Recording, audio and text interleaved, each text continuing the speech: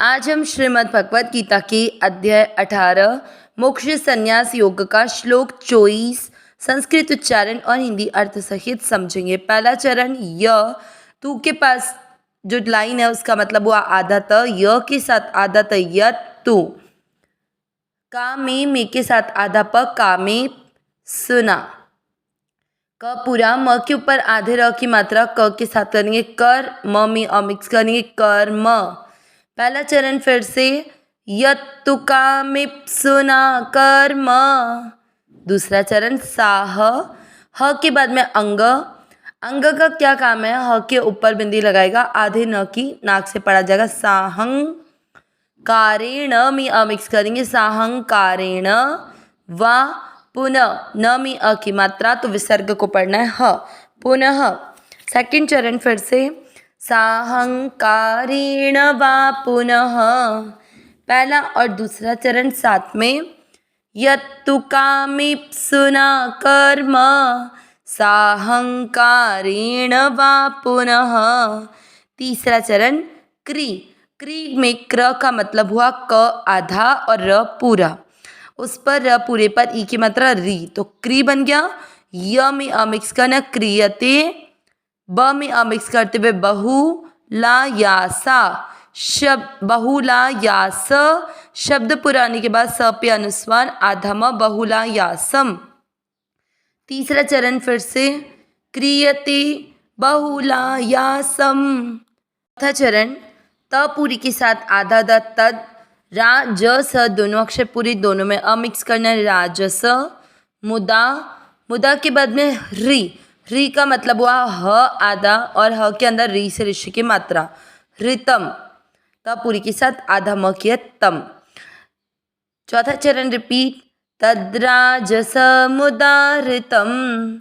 तीसरा और चौथा चरण साथ में क्रियते बहुलायासम तद्राजस मुदा ऋतम।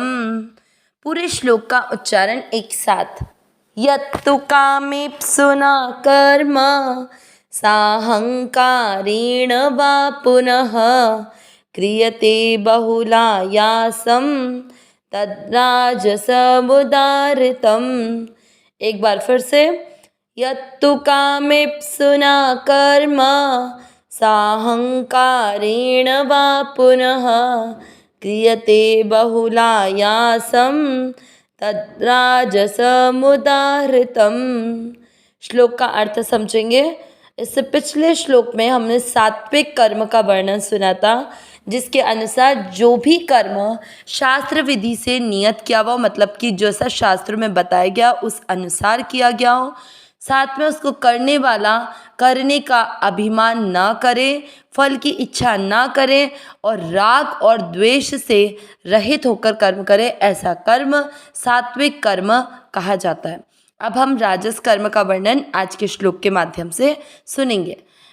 पहले शब्दों के अनुसार अर्थ यत्तु, यत का अर्थ हुआ जो, तू यानी परंतु या लेकिन, कामेप्सुना यानी भोग की इच्छा से, कर्म कर्म, साहंकारेण यानी स धन अहंकार तो अहंकारेण यानी अहंकार से, वा अथवा, पुनः और, क्रियते किया जाता है, बहुलायासम परिश्रम पूर्वक, तत् राजस तो तत् यानी वह, राजस मुदा, मुदा का जो म है उस आधे म को आप राजस के साथ जोड़ेंगे, राजसम यानी राजस, म पे ऊ की मात्रा तो उदाहृतम यानी कहा गया है। पूरे श्लोक का उच्चारण एक साथ, पूरे श्लोक का अर्थ एक साथ देखेंगे। परंतु जो कर्म भोगों की इच्छा से अथवा अहंकार से और परिश्रम पूर्वक किया जाता है वह राजस कहा गया है। तो राजस कर्म की क्या परिभाषा देती है कि जो भी कर्म कर रहे हैं वो भोग की इच्छा से हो और या फिर अहंकार से। एक तो जैसे कि जो हमने पिछले श्लोक सात्विक कर्म में क्या सुना था कि उसमें किसी भी फल की इच्छा नहीं है, लेकिन यहाँ पर किसकी इच्छा है, भोग की इच्छा है। वहाँ पर हमने देखा था कि जो कर्तृत्व अभिमान से रहित है, लेकिन राजस कर्म में हम क्या देख रहे हैं कि जो अहंकार से परिपूर्ण है, जिसमें वह कर्म में करने वाला व्यक्ति ये मान रहा है कि ये कर्म मैंने किया है और परिश्रम पूर्वक किया गया हो, जबकि वहाँ पर ये था कि वहाँ पर राग और द्वेष दोनों से वह रहित था। यहाँ पर परिश्रम पूर्वक इसलिए कहा गया है क्योंकि जब हम शरीर को लेकर कर्म करते हैं, अपने लिए कुछ कर्म करते हैं, तो उसमें परिश्रम होता है। इसे हम कई बार महाराज जी के सत्संग में सुनते हैं कि जब आप कर्म अपने आप के लिए न करके संसार की सेवा के लिए करते हैं, उनको सुख प्रदान करने के लिए करते हैं और चिंता का त्याग करके करते हैं, तो आप कभी भी कर्म करते हुए थकते नहीं हैं। मतलब आपका शरीर कर्म कर रहा है, लेकिन उसके बावजूद भी आपके मन में भाव ऐसा है कि दूसरे को मेरे कर्म करने से सुख मिले, आराम मिले, खुद को कुछ पाने की इच्छा नहीं है। इसलिए भीतर से किसी भी प्रकार की कोई चिंता नहीं है, क्योंकि जब करने का अभिमान नहीं है कि मैं कुछ कर रहा हूँ, तो कुछ पाने की इच्छा भी नहीं है। लेकिन जब कुछ पाने की इच्छा है, तो जो भी कर्म हम कर रहे हैं उसके पीछे हमें कुछ पाने की इच्छा है, तो हर समय आपके स्मरण में यही चिंतन चलता रहता है कि जो मैं कर्म कर रहा हूँ उससे मुझे वही फल मिल जाएगा क्या। तो चिंता चलती रहती है। उस चिंता से ही आपको परिश्रम का अनुभव होता है, जबकि वास्तविकता में जब आप सेवा करते हैं तो कर्म ज़्यादा करते हैं, इस शरीर को ज़्यादा सदुपयोग करते हैं, लेकिन फिर भी आपको थकान का अनुभव नहीं होता।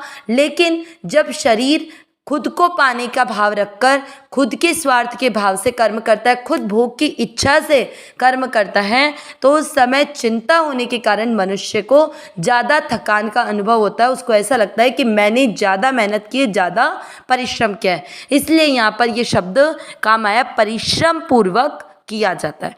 तो पूरा अर्थ हमने समझा कि इन कर्मों में एक तो भोग की इच्छा, मतलब हम जो भी कर्म करेंगे उससे हमें सुख आराम मिलेगा, आदर सम्मान मिलेगा, लोग हमारी बड़ाई करेंगे, तो इस तरह से केवल और केवल फल की इच्छा से ही कर्म किए जाते हैं। अहंकार से भी हमने बात समझ ली कि जिसमें मनुष्य यही मानता है कि मैं कर्म कर रहा हूँ, ये शरीर मैं हूँ, उसकी दृष्टि अपने स्वरूप की तरफ नहीं रहती कि मुझे कर्म करने की आवश्यकता नहीं है, मैं तो अविनाशी हूँ, सुख का भंडार हूँ, केवल इस शरीर को संसार की सेवा के लिए भेजा गया और इस शरीर को संसार की सेवा में तत्परता से लगा देना है। मेरा स्वरूप तो परमात्मा के साथ में एक है। ये चीज का ध्यान न देके हम शरीर के साथ एकीकार कर लेते हैं। इस कारण हर कर्म को करते हुए हम ये मानते हैं कि काम मैंने किया है। उस अहंकार के कारण हम केवल और केवल फल की इच्छा में लिप्त रहते हैं। और परिश्रम पूर्वक की बात हमने समझ ही ली कि जब हम शरीर से खुद के लिए, खुद की आराम के लिए कर्म करते हैं, तो इस शरीर को परिश्रम का अनुभव होता है। जब आप दूसरों के लिए कुछ कर्म करते हैं तो किसी भी प्रकार की कोई चिंता रहती नहीं, फल प्राप्त करने का कोई भाव रहता नहीं, इसलिए कोई परिश्रम का अनुभव भी नहीं होता है। अब यहाँ पर साहंकारेण यानी अहंकार से, इसका मतलब थोड़ा सा और समझ लेंगे। जब आप लोगों के सामने कर्म करते हैं तो लोग आपको देखते हैं, वो आपकी वाह करते हैं, तो हम में अभिमान आता है। और जहाँ लोग आपको सामने नहीं देखते हैं, मतलब जब आप एकांत में कर्म कर रहे हैं, तो दूसरों की अपेक्षा अपने में विलक्षणता, विशेषता देखकर अभिमान आ जाता है। तो देखिए, अहंकार को भी दो समय पे बताया है साधक संजीवनी में कि जब आप लोगों के सामने कर्म कर रहे हो तो उस टाइम आपको जब वो तारीफ करते हैं तो आपका अभिमान आता है, लेकिन जब आप एकांत में कर्म कर रहे हो तो दूसरों का अपने से कंपैरिजन करके आप ये सोचते हो कि मैं उससे ज़्यादा विशेष हूँ। तो इस तरह से, क्योंकि मैं अपने काम को बहुत अच्छे से कर रहा हूँ, मेरे में चतुरता है, मेरे में योग्यता है, मैं बहुत ईमानदार हूँ, तो इस तरह से अहंकार पूर्वक हम कर्म कर रहे हैं। ये सब कर्म राजस कर्म के अंतर्गत आ रहे हैं, जिसमें भोग की इच्छा से, अहंकार से और केवल खुद के लिए पाने के लिए भाव रखने के कारण परिश्रम पूर्वक कर्म किया जाता है। अब आने वाले श्लोक 25 में हम तामस कर्म का वर्णन सुनेंगे। अविनाशी सहज सुख राशि, हे नाथ हे मेरे नाथ, मैं आपकी शरण में हूँ, आप कृपा करें मैं आपको भूलूं नहीं। नारायण नारायण नारायण नारायण। इससे आज के श्लोक से हम ये शिक्षा ले सकते हैं कि अब हम इस शरीर से जो भी कर्म करें वो केवल और केवल दूसरों की सेवा के भाव से, दूसरों को सुख पहुँचाने के भाव से करें, ताकि भीतर में किसी भी प्रकार की कोई चिंता ना रहे, केवल और केवल प्रभु का चिंतन चलता रहे, प्रभु का स्मरण चलता रहे, जिससे स्वतः ही परिश्रम का अनुभव नहीं होगा।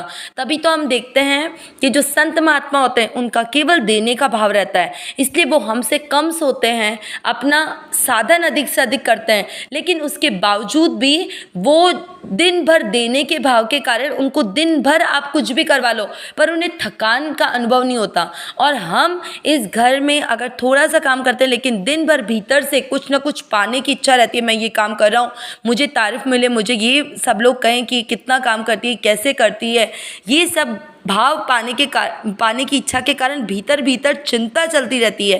कह दिया तो ठीक है, अभिमान होता रहता है, नहीं कहा तो चिंता के कारण क्रोध आ जाता है। इस वजह से पूरे समय इन सब में घिरे रहने के कारण हमें परिश्रम का अनुभव होता है। तो इसलिए हमें चिंता को छोड़कर चिंतन करना है, प्रभु का स्मरण करना है। अविनाशी सहज सुख राशि ही नाथ है मेरे नाथ, मैं आपकी शरण में हूँ, आप कृपा करें, मैं आपको भूलूँ नहीं। नारायण नारायण नारायण नारायण।